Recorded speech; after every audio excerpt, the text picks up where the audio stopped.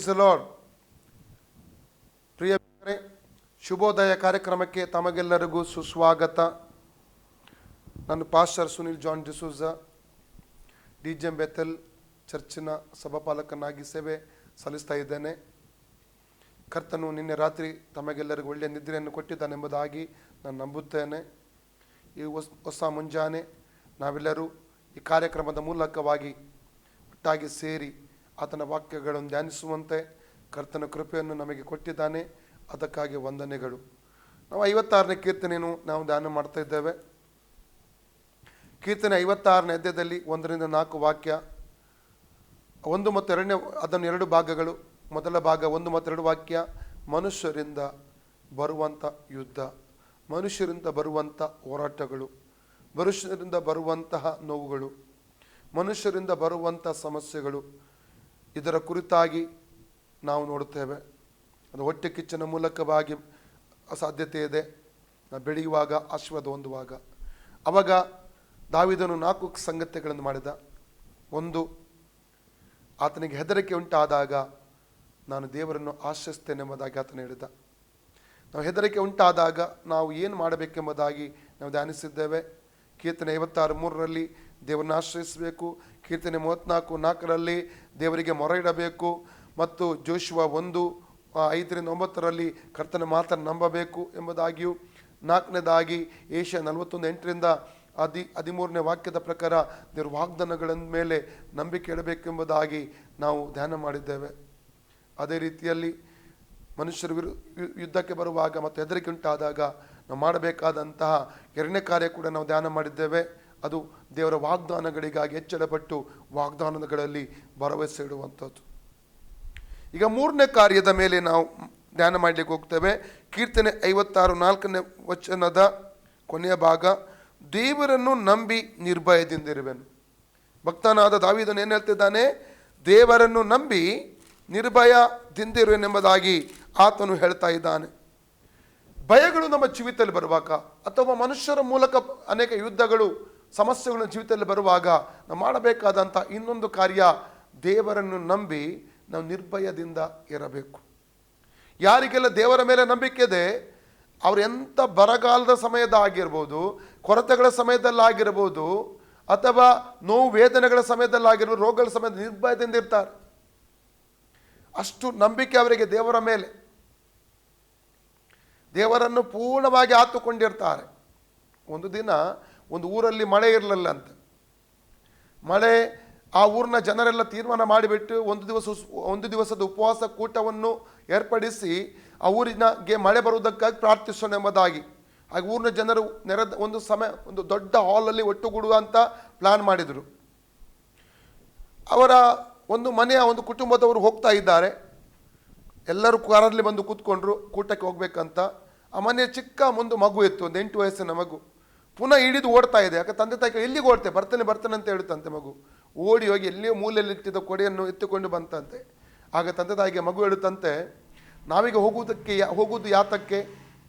ನಾವು ಹೋಗುವಂಥದ್ದು ನಮಗೆ ಮಳೆ ಬರಬೇಕಂತ ಪ್ರಾರ್ಥನೆ ಮಾಡಲಿಕ್ಕೆ. ಹಾಗಾದರೆ ನಮಗೆ ನಂಬಿಕೆ ಇರಬೇಕು, ನಾವು ಹೋಗುವಂಥ ಕಾರ್ಯ ದೇವರು ಮಾಡ್ತಾನೆ, ನಮ್ಮ ಪ್ರಾರ್ಥನೆ ಕೇಳ್ತಾನೆ. ಅದಕ್ಕಾಗಿ ಮಳೆ ಬಂದರೆ ನಮಗೆ ಬರಲಿಕ್ಕೆ ಕೊಡಬೇಕಲ್ಲ, ಅದಕ್ಕೆ ಕೊಡೆ ತರ್ತಾ ಇದ್ದೇನೆ ಎಂಬುದಾಗಿ ಅವನು ಹೇಳಿದಂತೆ ಆ ಮಗು.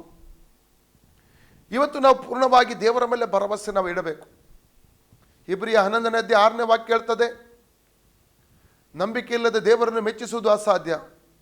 ದೇವರನ್ನು ನಂಬುವವರು ದೇವರಿದ್ದಾನೆ ಮತ್ತು ಹುಡುಕುವವರಿಗೆ ಪ್ರತಿಫಲ ಕೊಡ್ತಾನೆ ಎಂಬುದಾಗಿ ನಂಬಬೇಕೆಂಬುದಾಗಿ ಆ ವಾಕ್ಯ ಭಾಗದಲ್ಲಿ ನಾವು ನೋಡುತ್ತೇವೆ.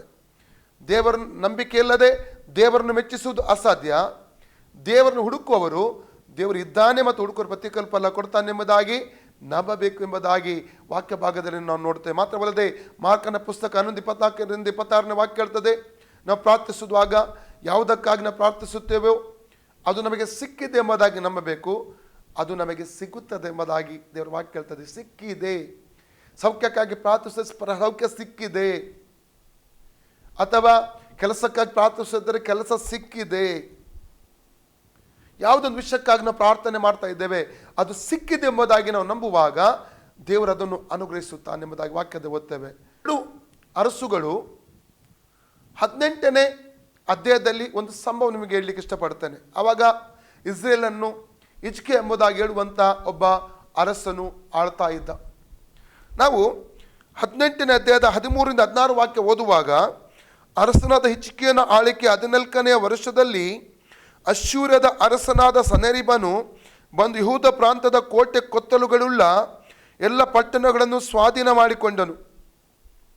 ಆಗ ಯೆಹೂದದ ಅರಸನಾದ ಹಿಜ್ಕೀಯನು ಲಾಕೀಷಿನಲ್ಲಿದ್ದ ಅಶ್ಶೂರ್ಯದ ಅರಸನ ಬಳಿಗೆ ದೂತರನ್ನು ಕಳಿಸಿ ಅವನಿಗೆ, ನಾನು ಅಪರಾಧಿ, ನೀನು ನನ್ನನ್ನು ಬಿಟ್ಟು ಹೋಗು, ನೀನು ನನಗೆ ವಿಧಿಸುವಷ್ಟನ್ನು ಕೊಡುತ್ತೇನೆ ಎಂದು ಹೇಳಿ ಕಳಿಸಿದನು. ಅಶ್ಶೂರದ ಅರಸನು 300 ತಲಾಂತು ಬೆಳ್ಳಿಯನ್ನು 30 ತಲಾಂತು ಬಂಗಾರವನ್ನು ಕೊಡಬೇಕೆಂದು ಆಜ್ಞಾಪಿಸಿದನು. ಆಗ ಹಿಜ್ಕೀಯನು ಯೆಹೋವನ ಆಲಯದಲ್ಲಿಯೂ ಅರಮನೆಯ ಭಂಡಾರದಲ್ಲಿಯೂ ಸಿಕ್ಕಿದ ಬೆಳ್ಳಿಯನ್ನು ತಾನು ಯೆಹೋವನ ಆಲಯದ ಕದಗಳಿಗೂ ಕಂಬಗಳಿಗೂ ಒದಗಿಸಿಟ್ಟ ಬಂಗಾರದ ತಗಡನ್ನು ತೆಗೆದುಕೊಂಡು ಅಶ್ಶೂರದ ಅರಸನಿಗೆ ಕಳಿಸಿದನು. ನೋಡಿ, ಅರಸನಾದ ಹಿಜ್ಕೀಯನು ಭಯಭಕ್ತಿಯುಳ್ಳವನು, ದೇವರ ಮೇಲೆ ನಂಬಿಕೆ ಇಟ್ಟವನು, ಒಳ್ಳೆ ದೇವರ ಮೇಲೆ ನಂಬಿಕೆ ಆತನಿಗಿದೆ. ಆದರೆ ಅಂಥ ಒಂದು ಸಂದರ್ಭದಲ್ಲಿ ಅವನೊಂದಿಗೆ ಕಾಂಪ್ರಮೈಸ್ ಮಾಡಲಿಕ್ಕೆ, ರಾಜಿ ಮಾಡಲಿಕ್ಕಾಗಿ, ಅಶ್ಶೂರದ ಅರಸನೊಂದಿಗೆ ರಾಜಿ ಮಾಡೋದಕ್ಕಾಗಿ ಮತ್ತು ಅವನಿಗೆ ಬೇಕಾದಂಥ ಕಪ್ಪವನ್ನು, ಕೆಲವು ಕಾಣಿಕೆಯನ್ನು ಕೊಡುವುದಕ್ಕೆ ಆತನು ಮುಂದಾಗುವಂಥದ್ದನ್ನು ಅಲ್ಲಿ ನಾವು ನೋಡಲಿಕ್ಕೆ ನಮಗೆ ಸಾಧ್ಯ.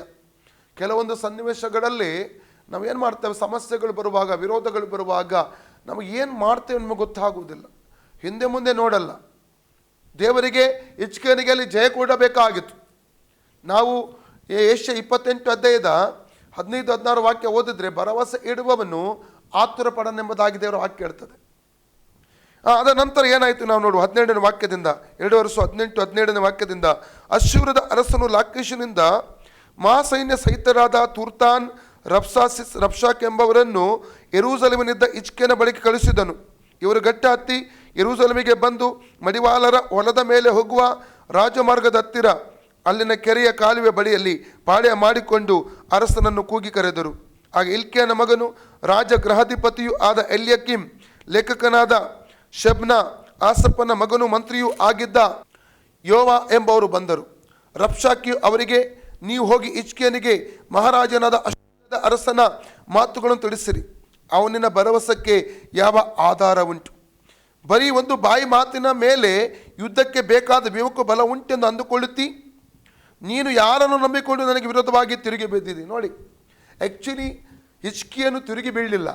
ಅದು ಹಿಜ್ಕೀಯನು ಅವನಿಗೆ ಬೇಕಾದ ಕಪ್ಪ ಕಾಣಿಕೆ ಕಳಿಸಿಕೊಟ್ಟರೂ ಕೂಡ ತಿರುಗಿ ಅವನು, ಅಶ್ಶೂರದ ಅರಸನು ಇವನಿಗೆ ಎದುರಾಗಿ ತಮ್ಮ ಸೇನಾಧಿಪತಿಗಳನ್ನು, ಸೈನ್ಯವನ್ನು ಕಳಿಸುವಂಥದ್ದನ್ನು ನಾವು ನೋಡ್ತಾ ಇದ್ದೇವೆ. ಪುನಃ ಇಲ್ಲಿ ಬಂದು ಇವನನ್ನು ಬೆದರಿಸ್ತಾ ಇದ್ದಾನೆ. ಅನೇಕ ಸಂದರ್ಭಗಳಲ್ಲಿ ನಾವು ನಮಗೆ ಎದುರಾಗಿ ಬರುವಂಥ ವ್ಯಕ್ತಿಗಳ ಮೇಲೆ ತಗ್ಗಿದ್ರೂ ಕೂಡ ಅವ್ರು ಏನು ಮಾಡ್ತಾರೆ, ಇನ್ನೂ ನಮ್ಮ ಮೇಲೆ ಬರ್ತಾರೆ, ಇನ್ನೂ ಮೇಲೆ ದಾಳಿ ಮಾಡ್ತಾರೆ, ಇನ್ನೂ ನಮ್ಮನ್ನು ನೋಯಿಸ್ತಾರೆ, ಇನ್ನೂ ನಮಗೆ ಉಪದ್ರ ಕೊಡಲಿಕ್ಕೆ ನೋಡ್ತಾರೆ, ನಮಗೆ ವಿರುದ್ಧವಾಗಿ ಹಲ್ಲು ಕಡಿತಾರೆ, ತೊಂದರೆಗಳನ್ನು ಕೊಡುವಂಥದ್ದನ್ನು ನಾವು ನೋಡಲಿಕ್ಕೆ ಸಾಧ್ಯ. ಆದರೆ ನಾವು ನಮ್ಮನ್ನು ಇಷ್ಟರ ಮಟ್ಟಿಗೆ ತಗ್ಗಿಸ್ತೇವೆ, ಅಷ್ಟು ದೇವರು ಆಶ್ವಸ್ತಾನೆ. ದೇವರ ವಾಕ್ಯ ಹೇಳ್ತದೆ, ಜ್ಞಾನೋಕ್ತಿ 22 ಜ್ಞಾನೋಕ್ತಿ 4ನೇ ವಾಕ್ಯ ಹೇಳ್ತದೆ, ಧನ ಮಾನ ಜೀವಗಳು ದೀನಭಾವಕ್ಕೂ ಯೆಹೋವನ ಭಯಕ್ಕೂ ಫಲ. ಧನ ಮಾನ 22ನೇ ಜ್ಞಾನೋಕ್ತಿ 4ನೇ ವಚನ, ಧನ ಮಾನ ಜೀವಗಳು ದೀನಭಾವಕ್ಕೂ ಯೆಹೋವನ ಭಯಕ್ಕೂ ಫಲ. ಮಾತ್ರವಲ್ಲ, ಜ್ಞಾನೋಕ್ತಿ ಪುಸ್ತಕ 3ನೇ ಅಧ್ಯಾಯದ 34ನೇ ವಾಕ್ಯ ಹೇಳ್ತದೆ, ಯಾರು ಧರ್ಮವನ್ನು ತಿರಸ್ಕರಿಸುವರೋ ಅವರನ್ನು ಆತನು ತಿರಸ್ಕರಿಸುವನು, ದೀನರಿಗಾದರೂ ಕೃಪೆಯನ್ನು ಅನುಗ್ರಹಿಸುವನೆಂಬುದಾಗಿ ದೇವರ ವಾಕ್ಯ ಭಾಗದಲ್ಲಿ ನಾವು ನೋಡ್ತೇವೆ ಪ್ರಿಯರೇ. ಮಾತ್ರವಲ್ಲದೆ ಇಲ್ಲಿ ನಾವು ನೋಡ್ತೇವೆ 147ನೇ ಅಧ್ಯಾಯದ 10ನೇ ವಾಕ್ಯದಲ್ಲಿ, ಕುದುರೆಯ ಶಕ್ತಿಯಲ್ಲಿ ಆತನಿಗೆ ಇಷ್ಟವಿಲ್ಲ, ಆಳಿನ ತೊಳೆಯ ಬಲವನ್ನು ಮೆಚ್ಚುವುದಿಲ್ಲ, ಯೆಹೋವನು ಆನಂದಿಸುವುದು ತನ್ನ ಕೃಪೆಯನ್ನು ನಿರೀಕ್ಷಿಸುವ ಭಕ್ತರಲ್ಲೇ ಎಂಬುದಾಗಿ.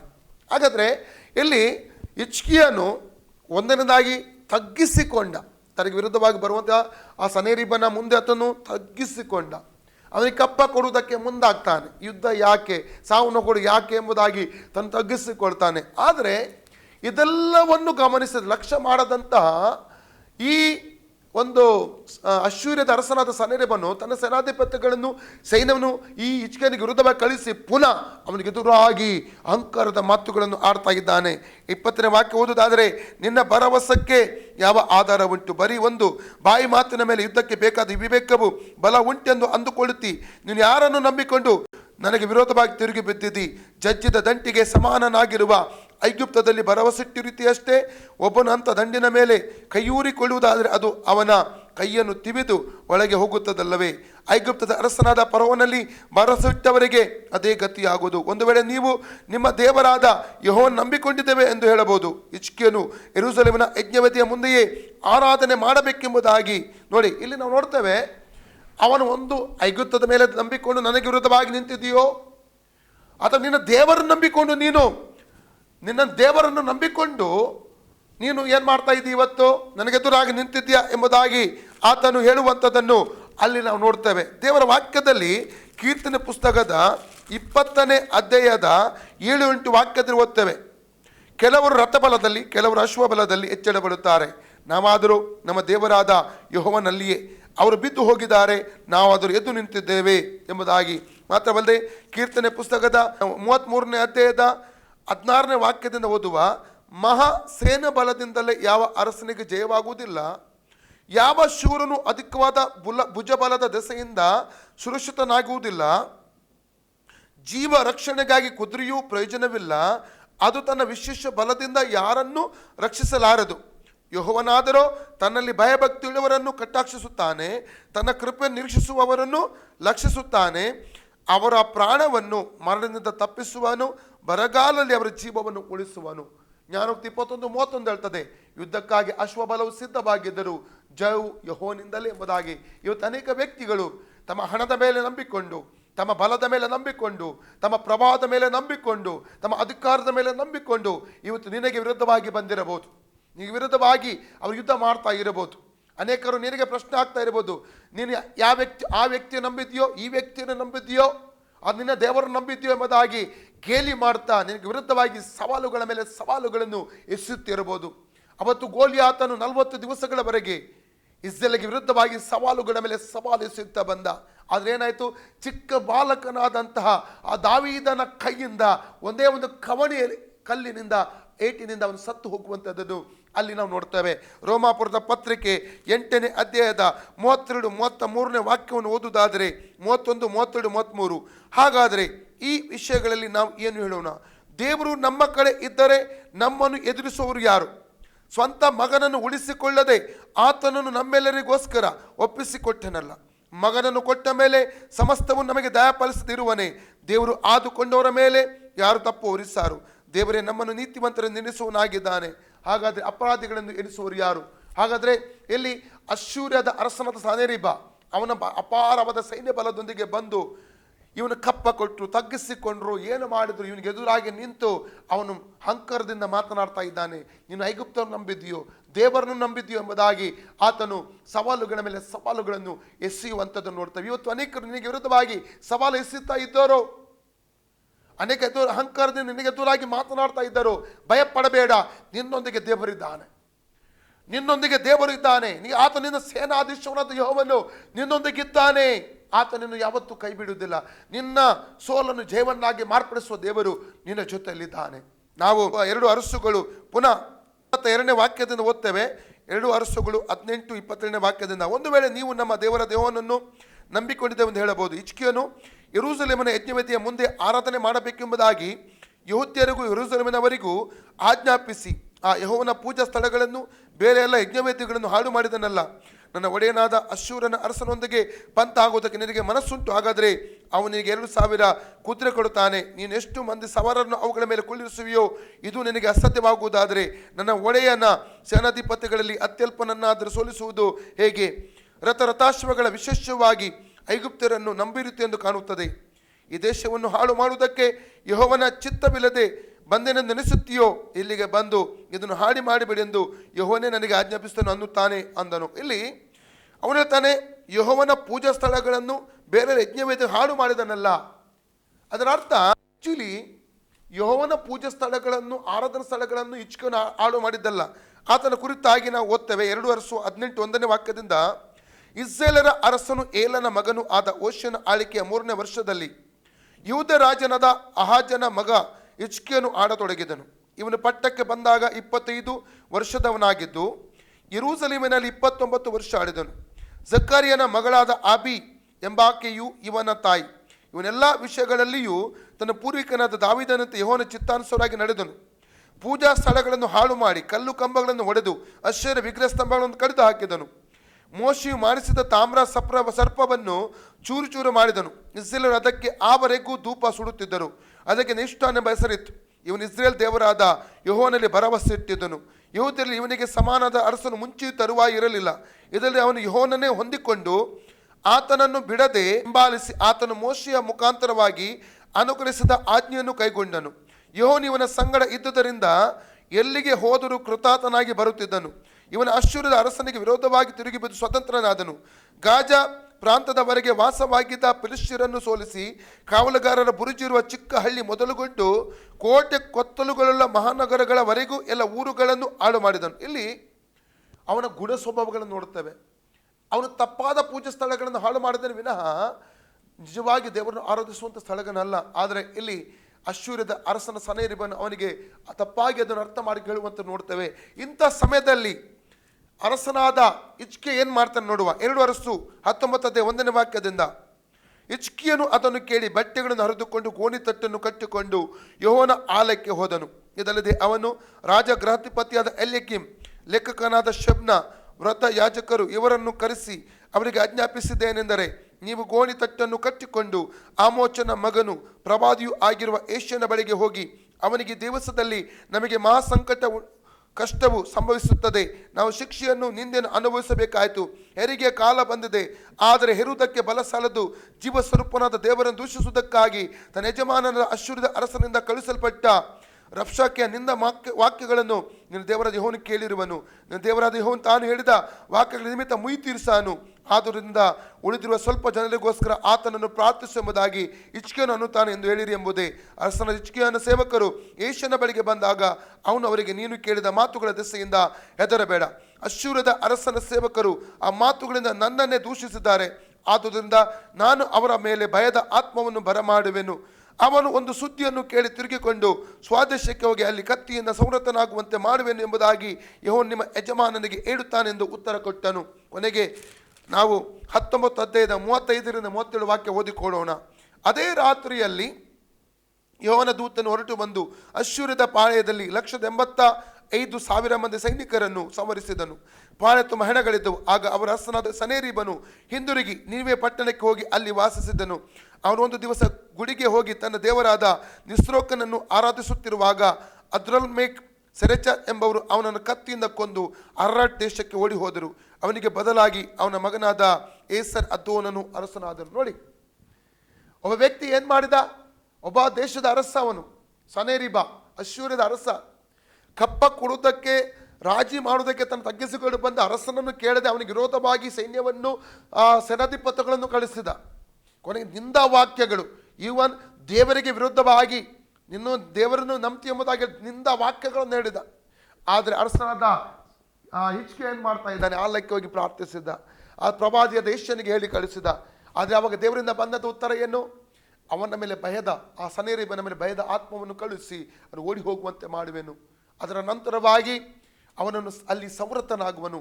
ದೇವರು ಹೇಳಿದ ಹಾಗೆ ದೇವರು 185,000 ಸೈನಿಕರ ಮೇಲೆ ಜಯವನ್ನು ಈ ಒಂದು ಹಿಜ್ಕೀಯನಿಗೆ ಕೊಟ್ಟನು, ದೂತನ ಸಂವಾರದ ಮೂಲಕವಾಗಿ. ಮಾತ್ರವಲ್ಲ, ಸನೇರಿಬನು ಕೊಲ್ಲಲ್ಪಡುವಂತೆ ದೇವರು ಹೇಳಿದ ಮುಂಚಿತವಾಗಿ ಹೇಳಿದ ಹಾಗೆ ಅಲ್ಲಿ ದೇವರು ಮಾಡುವಂಥದ್ದು ನೋಡ್ತೇವೆ.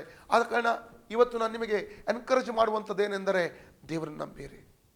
ಯೇಸು ಒಂದು ಮಾತು ಹೇಳಿದ್ದಾನೆ, ಯೋಹನ 14:1 ವಾಕ್ಯ, ನೀವು ಕಳವಳಗೊಳ್ಳದಿರಿ, ನನ್ನ ತಂದೆಯನ್ನು ನಂಬಿರಿ, ನನ್ನನ್ನು ನಂಬಿರಿ ಎಂಬುದಾಗಿ ಯೇಸು ಮಾತನಾಡಿದ್ದಾನೆ. ಇವತ್ತು ನಾವು ತಂದೆಯಾದ ದೇವರನ್ನು ಯೇಸು ಸ್ವಾಮಿ ನಂಬೋಣ ಪ್ರಿಯರೇ, ಆತನ ಮೇಲೆ ಭರವಸೆ ಇಡೋಣ. ದೇವರನ್ನು ನಂಬಿ ಮಾತ್ರ ನಾವು ನಿರ್ಭಯದಿಂದ ಇರುವುದಕ್ಕೆ ಸಾಧ್ಯ. ಈ ಲೋಕದ ನಿರ್ಭಯದಿಂದ ಇರಬೇಕಾದರೆ, ಭಯರಹಿತವಾಗಿ ಜೀವಿಸಬೇಕಾದರೆ ಒಂದೇ ಒಂದು ಸಂಗತಿ, ಒಂದೇ ಒಂದು ಕಾರ್ಯ ನಾವು ಮಾಡಬೇಕಾದದ್ದು, ದೇವರನ್ನು ಟ್ರಸ್ಟ್ ಮಾಡಬೇಕು, ದೇವರನ್ನು ನಂಬಬೇಕು, ಯೇಸು ಸ್ವಾಮಿಯನ್ನು ನಂಬಬೇಕು, ಆತನನ್ನು ಪೂರ್ಣವಾಗಿ ನಾವು ಆತುಕೊಳ್ಳಬೇಕು. ಹಾಗೆ ಮಾಡಿದರೆ ಮಾತ್ರ ಆತನು ಭಯರಹಿತವಾಗಿ ಜೀವಿಸುವಂತೆ ನಮಗೆ ಮಾಡಿದರೆ. ಒಂದು ವೇಳೆ ನಮಗೆ ಎದುರಾಗಿ ಎಷ್ಟೇ ದೊಡ್ಡ ವ್ಯಕ್ತಿಗಳು ಬರಲಿ, ಎಷ್ಟೇ ದೊಡ್ಡ ಅಧಿಕಾರಿಗಳು ಬರಲಿ, ಎಷ್ಟೇ ದೊಡ್ಡ ಜ್ಞಾನವುಳ್ಳವರು ಬಲವುಳ್ಳವರು ಬರಲಿ, ಆದರೆ ದೇವರು ಅವರಿಗೆ ವಿರುದ್ಧವಾಗಿ ಯುದ್ಧ ಮಾಡ್ತಾನೆ. ವಿಮೋಚನ ಕಾಂಡ 14:13 ವಾಕ್ಯ ಹೇಳ್ತದೆ, ಇಂದು ನೋಡಿದ ಐಗುಪ್ತ್ಯರನ್ನು ಎಂದಿಗೂ ನೋಡುವುದಿಲ್ಲ. ಇವತ್ತಿನವರೆಗೆ ನೀವು ಅನೇಕ ವೈರಿಗಳು ನೋಡಿರಬಹುದು. ಇಂದಿನಿಂದ ಆ ವೈರಿಗಳನ್ನು ನೋಡುವುದಿಲ್ಲ. ಎರಡನೇ ಮಾತು, ವಿಮೋಚನೆಗಳ 14:14, ಯೆಹೋವನು ಯೇಸು ಸ್ವಾಮಿ ನಿಮಗಾಗಿ ಯುದ್ಧವನ್ನು ಮಾಡುವನು. ನಾವು ಯುದ್ಧ ಮಾಡುವ ಅವಶ್ಯಕತೆ ಇಲ್ಲ. ನಮ್ಮ ಯುದ್ಧ ಮಾಂಸಿಕವಾದಂಥ ಯುದ್ಧವಲ್ಲ. ನನ್ನ ಪ್ರಿಯ ಸಹೋದರ ಸಹೋದರಿಯೇ, ನೀನು ಮಾಡಬೇಕಾದ ಈ ಸಮಯದಲ್ಲಿ ಒಂದೇ ಒಂದು ಕೆಲಸ, ದೇವರನ್ನು ನಂಬು. ಯೇಸು ಸ್ವಾಮಿ, ನೀನು ಇಷ್ಟೇ ಹೇಳು, ಯೇಸುವೇ, ಈ ಒಂದು ದುಃಖ ಕಾಲದಲ್ಲಿ, ಈ ಕಷ್ಟ ಕಾಲದಲ್ಲಿ ನಾನು ನಿನ್ನನ್ನು ನಂಬುತ್ತೇನೆ, ನನಗಾಗಿ ನೀನು ಕಾರ್ಯ ಮಾಡು. ನೀನು ಇಷ್ಟು ಹೇಳಿದ್ರೆ ಸಾಕು, ದೇವರ ಮೇಲೆ ಪೂರ್ಣವಾಗಿ ಆತುಕೊಂಡ್ರೆ ಸಾಕು. ದೇವರು ನಿನಗಾಗಿ ಇಳಿದು ಬರ್ತಾನೆ, ನಿನಗಾಗಿ ಆತನು ಅದ್ಭುತ ಮಾಡ್ತಾನೆ, ನಿನಗಾಗಿ ದೂತರ ದಂಡನ್ನು ಇಳಿಸುತ್ತಾನೆ, ನಿನಗಾಗಿ ಯುದ್ಧ ಮಾಡುವ ಒಬ್ಬ ದೇವರಿದ್ದಾನೆ. ನಾನು ಪ್ರಾರ್ಥಿಸೋಣ. ಪ್ರೀತಿ ಸ್ವರೂಪನಾದ ನಮ್ಮ ಪರಲೋಕದಲ್ಲಿರುವ ತಂದೆ ಆದ ದೇವರೇ, ಯೇಸುವಿನ ಪರಿಶುದ್ಧ ನಾಮದಲ್ಲಿ ಪರಿಶುದ್ಧಾತ್ಮನ ಸಹಾಯದೊಂದಿಗೆ ನಿನ್ನ ಪಾದ ಸಮ್ಮುಖಕ್ಕೆ ನಾವು ಬಂದಿದ್ದೇವೆ. ಕರ್ತನೆ, ಶುಭೋದಯ ಕಾರ್ಯಕ್ರಮವನ್ನು ವೀಕ್ಷಿಸುವಂತಹ ನನ್ನ ಸಹೋದರ ಸಹೋದರಿಯರಿಗಾಗಿ ಸ್ತೋತ್ರ, ಮಕ್ಕಳಿಗಾಗಿ ಸ್ತೋತ್ರ, ವೃದ್ಧ ತಂದೆ ತಾಯಿಗಳಿಗಾಗಿ ಸ್ತೋತ್ರ. ಕರ್ತನೆ, ಇವತ್ತು ಅವರು ಅನೇಕ ಭಯದಿಂದ ಜೀವನ ಮಾಡ್ತಾ ಇದ್ದಿರಬಹುದು, ಅನೇಕ ಹೋರಾಟಗಳು ಅವರಿಗೆ ಎದುರಾಗಿ ಬಂದಿರಬಹುದು, ಅನೇಕರು ಅಹಂಕಾರದಿಂದ ಅವರಿಗೆ ಎದುರಾಗಿ ಮಾತಾಡ್ತಾ ಇರಬಹುದು. ಅವರು ಭುಜಬಲವುಳ್ಳವರಾಗಿರಬಹುದು, ಅಧಿಕಾರ ಬಲವುಳ್ಳವರಾಗಿರ್ಬೋದು, ಜ್ಞಾನಿಗಳಾಗಿರ್ಬೋದು, ಐಶ್ವರ್ಯವಂತರಾಗಿರ್ಬೋದು, ಪ್ರಭಾವಶಾಲಿಗಳಾಗಿರ್ಬೋದು. ಇವತ್ತು ಅನೇಕರು ನಿನ್ನ ಮಕ್ಕಳಿಗೆ ಎದುರಾಗಿ ನಿಂತಿದ್ದಾರೆ ಸ್ವಾಮಿ. ಅವರು ಏನು ತೋಚದೆ ನಿಂತಿದ್ದಾರೆ ಸ್ವಾಮಿ, ಏನು ಮಾಡಬೇಕೆಂದು ಅವ್ರಿಗೆ ಗೊತ್ತಾಗ್ತಾ ಇಲ್ಲ. ಆದರೆ ಒಂದು ಮಾತ್ರ ಸತ್ಯ, ನಾವು 2 ಪೂರ್ವಕಾಲ 20ನೇ ಅಧ್ಯಾಯ 13 ವಾಕ್ಯದಲ್ಲಿ ಓದಿದಂತೆ ಅವತ್ತು ಜೋಷಪಾಟ ಮತ್ತು ಇಸ್ರೇಲ್ ಹೇಳಿದರು, ನಮ್ಮ ಕಣ್ಣುಗಳು ನಿಮ್ಮನ್ನೇ ನೋಡ್ತಾ ಇವೆ. ಇವತ್ತು ನಮ್ಮ ಕಣ್ಣುಗಳು ಕರ್ತನೆ ನಿನ್ನನ್ನೇ ನೋಡ್ತಾ ಇವೆ. ಕೀರ್ತನೆ 35 ಹೇಳ್ತದಲ್ಲ, ನಿನ್ನತ್ತ ನೋಡಿದಂಥ ಬುಕ್ಕು ಅದು ಲಜ್ಜೆಯಿಂದ ಕೆಡುವುದಿಲ್ಲ, ಅದು ಪ್ರಕಾಶ ಹೊಂದುವುದು. 121 ಕೀರ್ತನೆ 1 ವಾಕ್ಯ ಹೇಳ್ತದಲ್ಲ, ನಾನು ಕಣ್ಣೆತ್ತಿ ಪರ್ವತವನ್ನು ನೋಡುವೆನು, ನನಗೆ ಸಹಾಯ ಎಲ್ಲಿಂದ ಬರುತ್ತದೆ? ಭೂಮಿ ಮತ್ತು ಆಕಾಶ ಉಂಟು ಮಾಡಿದಂಥ ಯೆಹೋವನಿಂದಲೇ. ಹೌದು ಸ್ವಾಮಿ, ನಿನ್ನತ್ತ ನನ್ನ ಕಣ್ಣು ಇವತ್ತು ನೋಡ್ತಾ ಇದೆ. ನಿನ್ನ ಕಾರ್ಯವು ಬಲಿಷ್ಠವಾದದ್ದು. ಕರ್ತನೆ, ಇವತ್ತು ನನಗೋಸ್ಕರ ಇಲ್ಲಿ ಈ ಕಾರ್ಯಕ್ರಮ ವೀಕ್ಷಿಸುತ್ತಿರುವಂತಹ ನನ್ನ ಸಹೋದರ ಸಹೋದರಿಗೋಸ್ಕರ ನೀನು ಇಳಿದು ಬಾ ಸ್ವಾಮಿ. ಅವರ ಸಮಸ್ಯೆಯಿಂದ ಅವರಿಗೆ ಬಿಡುಗಡೆ ಕೊಡು, ಹೋರಾಟದಿಂದ ಬಿಡುಗಡೆ ಕೊಡು, ವೈರಿಯಿಂದ ಅವರಿಗೆ ಬಿಡುಗಡೆ ಕೊಡು, ವ್ಯಾಜ್ಯಗಳಿಂದ ಬಿಡುಗಡೆ ಕೊಡು, ಎಲ್ಲ ಭಯಗಳಿಂದ ಬಿಡುಗಡೆ ಕೊಡು. ಯಾಕಂದರೆ ಅವು ಇವತ್ತು ಓದಿದಂಥ ವಾಕ್ಯದ ಪ್ರಕಾರವಾಗಿ ಯೆಹೋವನನ್ನೇ ನಂಬಿ, ಯೇಸುವನ್ನೇ ನಂಬಿ ನಿರ್ಭಯದಿಂದ ಇರುವೆನು. ಹೌದು ಸ್ವಾಮಿ, ನಿರ್ಭಯದಿಂದ ಅವರು ವಾಸ ಮಾಡುವಂತೆ ನಿನ್ನ ಕೃಪೆಯನ್ನು ಅನುಗ್ರಹಿಸಬೇಕಾಗಿ ನಾನು ಕೇಳಿಕೊಳ್ತೇನೆ. ಕರ್ತನೆ, ಎಲ್ಲ ಮಹಿಮೆ ನಿನಗೆ ಸಲ್ಲಿಸುತ್ತೇನೆ, ಯೇಸುವಿನ ಸಲ್ಲಿ ತಂದೆ, ಆಮೇನ್. ಒಂದೇ ಒಂದು ವಾಕ್ಯ ನಿಮಗೆ ಎನ್ಕರೇಜ್ಮೆಂಟ್ ಮಾಡುವುದಕ್ಕಾಗಿ ನಾನು ಓದ್ತೇನೆ. ನಾನು ಯಾಜಕಕಾಂಡ 26ನೇ ಅಧ್ಯಾಯ ದೇವರು ಕೊಟ್ಟಂಥ ಒಂದು ವಾಗ್ದಾನ 7ನೇ ವಾಕ್ಯದಿಂದ, ನೀವು ನಿಮ್ಮ ವೈರಿಗಳನ್ನು ಓಡಿಸುವಿರಿ, ಅವರನ್ನು ಕತ್ತಿಯಿಂದ ಸಂಹರಿಸುವಿರಿ. ನಿಮ್ಮಲ್ಲಿ 5 ಮಂದಿಯು 100 ಮಂದಿಯನ್ನು, 100 ಮಂದಿಯು 10,000 ಮಂದಿಯನ್ನು ಓಡಿಸುವರು. ನಿಮ್ಮ ಶತ್ರುಗಳು ನಿಮ್ಮ ಕತ್ತಿಯಿಂದ ಹತರಾಗುವರು. ನಾನು ನಿಮ್ಮ ಮೇಲೆ ಕಟಾಕ್ಷವಿಟ್ಟು ಬಹುಸಂತನ್ನು ಕೊಟ್ಟು ಹೆಚ್ಚಿಸಿ ನಿಮಗೆ ಮಾಡಿದ ವಾಗ್ದಾನ ನೆರವೇರಿಸುವೆನು. ನೀವು ಬಹು ದಿವಸ ಇಟ್ಟುಕೊಂಡಿರುವಂಥ ಹಳೆ ಧಾನ್ಯವನ್ನು ಊಟ ಮಾಡುವಿರಿ, ಹೊಸದಕ್ಕೆ ಸ್ಥಳ ಉಂಟಾಗದಂತೆ ಹಳೆದನ್ನು ತೆಗೆಯುವಿರಿ. ನಾನು ನಿಮ್ಮ ನಡುವೆ ನಿವಾಸ ಮಾಡುವೆನು, ನಿಮ್ಮನ್ನು ತಳ್ಳಿಬಿಡುವುದಿಲ್ಲ. ನಿಮ್ಮ ನಡುವೆ ತಿರುಗಾಡುತ್ತಾ ನಿಮಗೆ ದೇವರಾಗಿರುವೆನು. ನೀವು ನನಗೆ ಪ್ರಜೆ ಆಗಿರುವಿರಿ. ನೀವು ಐಗುಪ್ತರಿಗೆ ದಾಸರಾಗಿರಬಾರದೆಂದು ನಿಮ್ಮನ್ನು ಅವರ ದೇಶದೊಳಗಿಂದ ಬರಮಾಡಿದ ನಿಮ್ಮ ದೇವರ ಯೆಹೋವನು ನಾನೇ. ನಿಮ್ಮನ್ನು ಕುಕ್ಕಿಸಿದ ನೊಗವನ್ನು ಮುರಿದು ನೀವು ನೆಟ್ಟಗೆ ನಿಂತು ನಡೆಯುವಂತೆ ಮಾಡಿದೆನಲ್ಲವೇ? ಇದು ದೇವರ ವಾಗ್ದಾನವಾಗಿದೆ. ಕರ್ತನೆ, ನಿಮ್ಮನ್ನು ವಿಶೇಷವಾಗಿ ಆಶೀರ್ವದಿಸಲಿ. ಈ ಶುಭೋದಯ ಕಾರ್ಯಕ್ರಮದಲ್ಲಿ ನಮ್ಮೊಟ್ಟಿಗೆ ನೀವು ಸಮಯವನ್ನು ಕಳೆದಕ್ಕಾಗಿ ನಿಮಗೆ ನಾನು ವಂದನೆ ಹೇಳುತ್ತೇನೆ. ಮಾತ್ರವಲ್ಲ ಪ್ರಿಯರೇ, ನಿಮ್ಮ ಅನಿಸಿಕೆಗಳು, ನಿಮ್ಮ ಪ್ರಾರ್ಥನಾ ಕೋರಿಕೆಗಳನ್ನು ನಮಗೆ ಬರೆದು ಕಳಿಸಿರಿ. ದೇವರು ನಿಮ್ಮನ್ನು ಆಶೀರ್ವಾದ ಮಾಡಲಿ. ಗುಡ್ ಡೇ, ಶುಭ ದಿನ. God bless you.